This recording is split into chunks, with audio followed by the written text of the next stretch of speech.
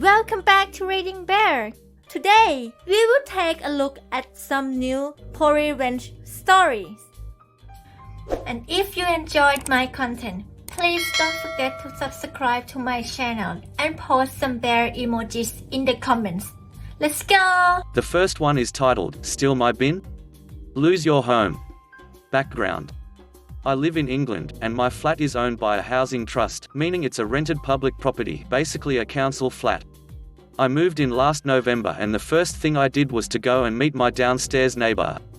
Our flats are an old house, converted into flats. We both get a front door and our own front and back gardens. I have the upstairs flat, meaning I get a little downstairs storage space and then a nice upstairs flat and a gate into my back garden. Downstairs flat doesn't have inside storage space, but they get 2 sheds in the back garden and a back door. My flat is directly atop theirs even though our doors are side by side. Anyway, I move in and go and say hello to my neighbors.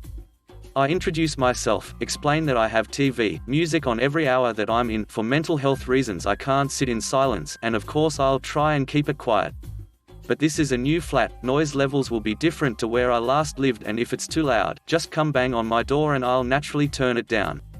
My neighbor, we'll call her Charlotte from now on, smiled and nodded and assured me that it's fine, they're a little loud too, and the same goes for if they keep me up. With that done, I head back up to my flat, feeling good that my neighbors were nice people. Well, I'm sure I'll be wrong again too. I parked my wheelie bin by the fence that divided our front garden at first, and I'd noticed that her bin was full to bursting and wondered if that was a common problem or just because Charlotte had had a massive clean out. That was until I go to put my own bin bags in my wheelie bin and find it full. With the exact same bags that she uses, not black bin bags but yellow ones for some reason, very distinctive. I brush it off, fine, annoying but whatever, and move my bin to the bottom end of my garden, by the gate, so it's easier for me to put it out on bin day. This works for a month and then I catch the flu. I put the bins out before it hit me hard, so on bin day, and the day after, I couldn't get out to put my bin back in my own garden. I get better, go to fetch my bin and find, it's in my neighbor's garden. Full. And there's no way this could be a simple mistake, because my bin is covered in stickers. Because I'm a grown-up and I like stickers tilde. Anyone that looked at it would go, oh yeah, that's Cheshire Kitten Biped's bin. So I start to plot. First stop, wait till she puts the bin out. Drag it back towards my flat and get it back in my garden. The second, the bin men are done, because I can't afford the fine from the council to get a new damn bin. And then for the kicker.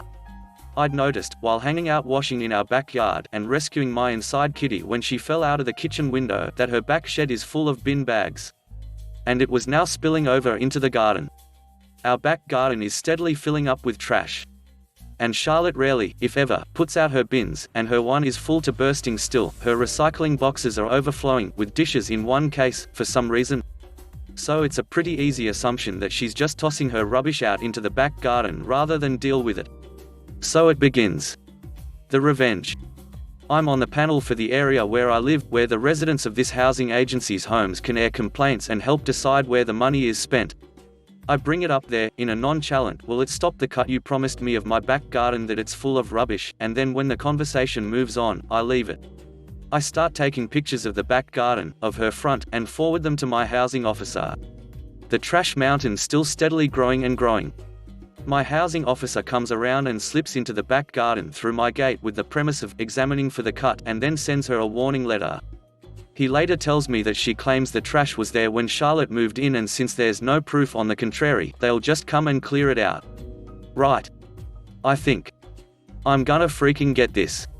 So I make friends with the family whose garden borders ours, where a fence panel has blown over, leaving a nice gap. And there I hide and wait. Their kids think I'm hilarious because I'd sit in one spot in their garden and just stare at my own garden. The adults understood, they'd lived in council properties all their lives and entirely understand bad neighbors. And then, after 3 days of sitting there all day and late into the night, I finally get what I want. A quick video of her opening her back door and throwing out rubbish bags, not the neon yellow ones, the black ones that match the trash pile already there. Jackpot. I snap a few pictures of the pile, thank my new friends, and head home to email the video to my housing officer. 2 days go by, I've heard nothing, but that's normal. This is a society of red freaking tape. I had a feeling it would take a while, but I was feeling gleeful already.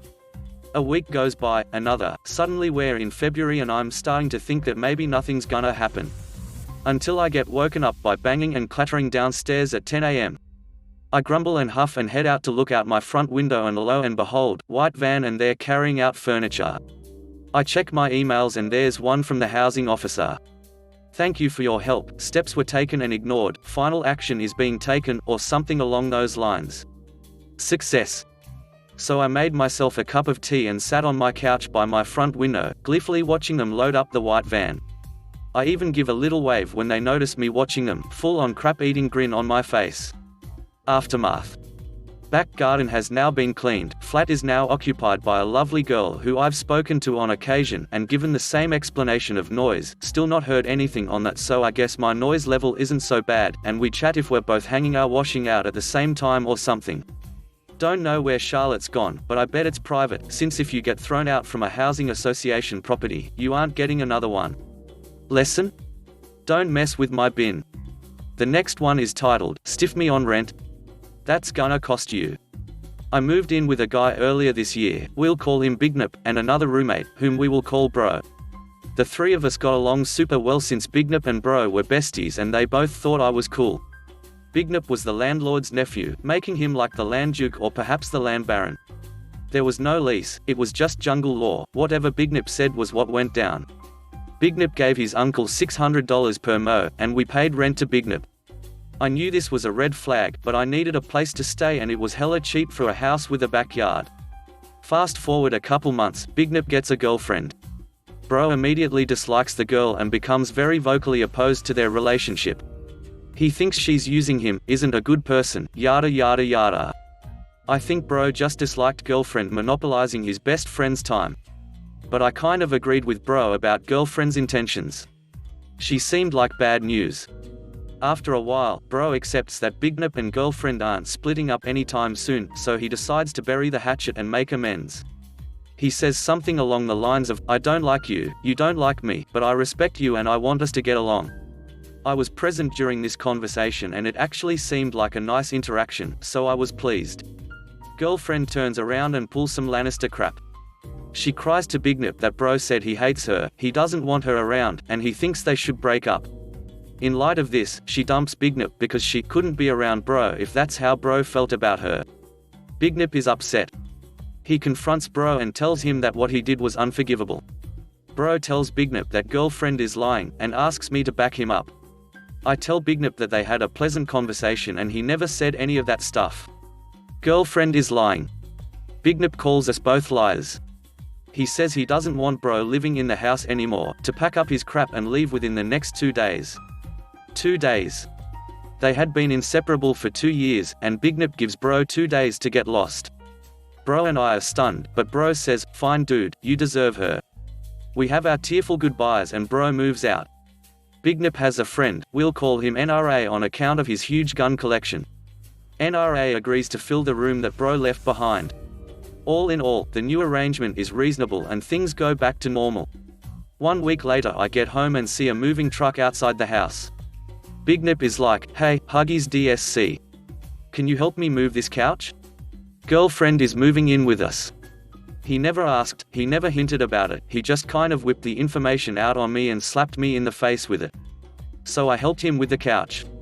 Now we have 4 people living in a 3-bedroom, and she has a big, poorly trained dog that she beats all the time, which sucks. I hate that crap. Plus I have a cat, and they would let the dog chase my cat because it was entertaining to them. I went from slightly less than happy to furious. I get to talking to NRA, and we realize that girlfriend is not paying rent or utilities. Here are the numbers. Total rent was $600, split 3 ways it was $200 per month. Not bad, right? This is the poor South we're talking about, so rent is pretty sweet round these parts. With 4 people, NRA and I agree that girlfriend needs to pay rent. We decide that, since Big Nip and girlfriend are sharing a room, it wouldn't be perfectly fair to ask them to split things 4 ways, $150 each. We agree that something more like $175 per $175 per $250 would be acceptable. That's reasonable, right? Utilities, however, would be split 4 ways without argument, nothing less would be fair. So we have a house meeting. First I point out that they need to keep that dog on a leash when it's not in its kennel. I told them it stresses me out when they let it chase my cat, and girlfriend agrees and apologizes, but Big Nip snorts like it's a dumb thing to worry about. Which, you're poking the bear. Then NRA hits them with the figures. We want concessions on rent and utilities, and here are the numbers we worked out. Big Nip looks at the numbers and shows them to girlfriend. She points out that she should not have to pay rent because Big Nip and girlfriend are doing repairs on the house that benefit everybody equally, so that should cover her rent. NRA and I point out that this house belongs to the Big Nips, so renovations are to their benefit, not ours. That's not acceptable rent. Girlfriend then argues that she's trying to save money, so she shouldn't have to pay rent because she doesn't want to end up on the ramen diet. Pump the brakes. I worked in retail at the time making under $10 per hour. I ate ramen every day because I honestly could not make ends meet otherwise. This girl made $19 per hour and had parents supporting her. I gave her the most incredulous look of my life, and it went so far above her head that it may still be in orbit to this day. Right then and there I decided I could not live with these people anymore. Big Nip agrees with girlfriend and says our numbers were unfair. NRA makes a valiant attempt to keep the peace and offers to forego his rent reduction as long as I get my $25 rent reduction and girlfriend covers her quarter of the utilities. NRA says he has a pretty good factory job and he doesn't need the money, he just wants peace in our house. I look at him in a whole new light because I had not realized what a true bro he was. The new offer is $175 per $200 per $225. Big Nip crumples up the paper and says no, he doesn't want to do rent that way. They'll split utilities 4 ways, but rent will be $200 per room, and, if we don't like $200 per month rooms, go live somewhere else. He and girlfriend look at me, waiting for a response. Fine. It's your house. I accept your terms. What Big Nip didn't account for was that I had a place lined up in case he wanted to be a butthole, which I figured he would. I also knew that he didn't have any other friends to move in, because we had discussed it before bro moved out. NRA was literally the only guy he knew who was available on such short notice. I decided to stick it out for the remainder of the month, since I was already paid up and I didn't want to take this prick to small claims to get my portion of the rent back. The whole time Big Nip makes no effort to keep that ducking dog on a leash, and I'm just carving tally marks on the wall to count down the days. Now at this point I should note that girlfriend and I were on pretty good terms. I didn't like having a 4th roommate, but I saw what she did to bro, and I decided to keep her close. Nobody else in the house smoked except me and her, so we would go outside to smoke together and she would confide in me about what was going on in her life. I couldn't live with her, but I definitely didn't hate her. I felt it was more prudent to keep her as a friend than to make enemies for no reason. Through our friendship I learned that she doesn't actually care about Big Nip. With a little prodding, she admits she's using him for a place to stay, but she feels like she has to keep up the relationship if she wants to live at that house. I tell her there's nothing wrong with that, and I admit that I don't care about Big Nip either. I point out that she had put a lot of her own money into renovations, and if she broke up with him Big Nip couldn't legally kick her out unless he had the money to pay her back. She and I both knew he couldn't afford it, but girlfriend thought it would never work because they'd still have to share a room. In order for my revenge to hurt Big Nip as much as possible, I had to give him the least amount of notice before making my move. So without spoiling the fun I point out that hey, if NRA or I ever moved out, at least it would be something to consider. 2 days before the end of the month, I grab a buddy with a truck and start moving my crap out. Big Nip gets home from work and sees my room is empty, I'm just clearing out the last of it. He's like, what's going on, are you moving out? I'm like, yeah, I found a place in the next town over. Rent's a little higher but I get more square footage per dollar. He's like, well, this is kinda last minute, isn't it? I wish you would have told me sooner. I think to myself, 2 days was enough time for bro, wasn't it? But that's not what I say. I say, Big Nip, I thought you knew. This was your idea from the house meeting. I told you I accepted it. His brain had fried temporarily, but when the wheels started turning again, he realized I was right. I was so smooth about it he couldn't even be angry. Here's the cool thing about living in the South. Southern hospitality dictates that if you offer a Southerner little pleasantries like a cordial goodbye and a firm handshake, he is literally incapable of being angry at you. We shake hands and end things on good terms. That $25 he refused to concede to me ended up costing him $200 per month. It's been about 6 months and as far as I know, they never filled that room. The best part about ending on good terms, aside from feeling like an adult and being able to come pick up my mail, was that I had access to the updates in their life after I left. Here are a few fun tidbits I've been keeping track of. 1. Girlfriend now pays rent. 2. Girlfriend cheated on Big Nip and gave him chlamydia. Then she turned around and blamed him for not telling her about his chlamydia. She Jedi mind tricked him into apologizing and paying for their medication. 3. Girlfriend dumped Big Nip and made him move into my old room. That sucks for him because she now has the master bedroom with the private bathroom and shower. 4. The dog ran away. Sad because I actually liked that dog, just couldn't stand the poor girl's owners. 5. Girlfriend began dating her personal trainer, who was giving her free lessons during her relationship with Big Nip. Big Nip now has to listen to them bang in his old bedroom. 6. NRA ducking hates his life. Ha, sorry NRA, but you gotta admit the rent is pretty cheap. The next one is titled, Mess with my wife's job? You both can find a new one. So I'm one of the bosses for a construction company here in Canada. My wife works at a software company now, but at the time she was working at a small company while finishing her degree. My wife just finished her maternity leave and was ready to go back to work. Well, things didn't go exactly as planned and her replacement was her supervisor's friend, and together they decided to make her miserable and make her quit so friend could stay on. My wife documented various instances of harassment and general incompetence on both their parts because my wife was more or less her supervisor's assistant and practically did her job for her. That stopped fast and my wife would say, that isn't what I was trained for and isn't in my job description. Supervisor got upset but couldn't do anything about it. My wife also recorded various instances of supervisor and co-worker stealing from the company, and she showed all the evidence to her boss's boss, who I'll call level 1, 2 and 3. Level 1 looked at it and immediately bumped it up to level 2 because that's what he was told to do. Level 2 was shocked and immediately suspended both supervisor and friend while also bumping the case up to level 3. Level 3 was in a rage and a huge investigation followed. Both girls were fired and had to deal with legal stuff that I don't know about since I wasn't there. Now you're likely wondering where my revenge comes in. Well, it turns out supervisor's husband works at my job and I had to lay off someone. This guy was a butthole and always slacked off and harassed co-workers, so it was an easy choice. He flips his crap and begs me to let him stay, and I say to him, buddy, you're lucky you lasted this long. I gave you so many chances. I wouldn't have fired him if he wasn't such a screw-up though. Canadians aren't as kind-hearted as you think. The last one is titled, Insidious Revenge on a Degenerate. I subleased an apartment for a short period of time for after my old lease ended and before my current roommates did.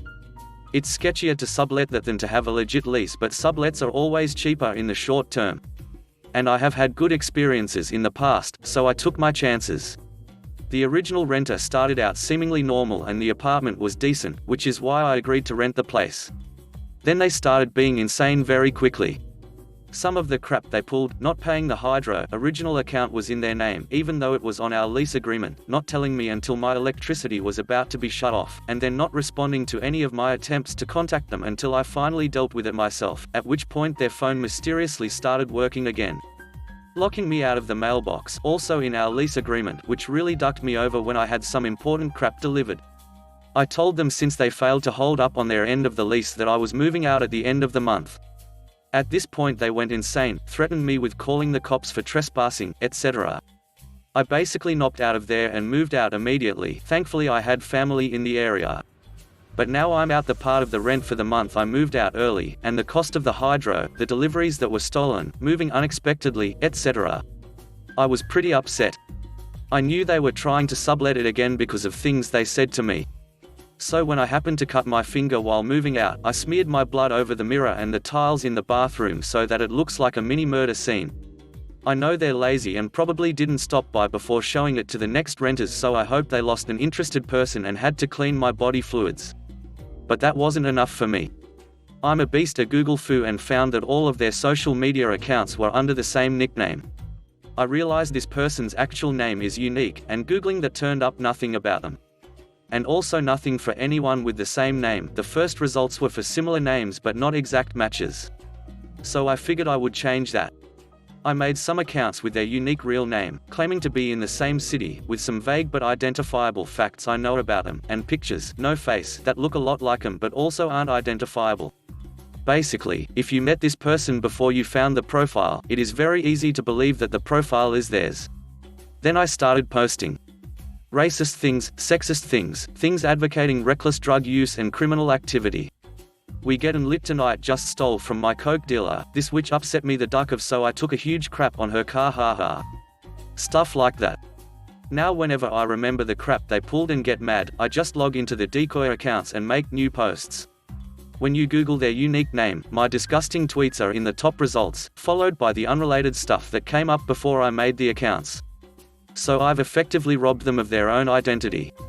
I have no idea if they have bothered to Google themselves, or if this has affected their life in any way, but it feels really good to know that if any potential employers bother to run a Google search, this crap comes up. Thanks for listening.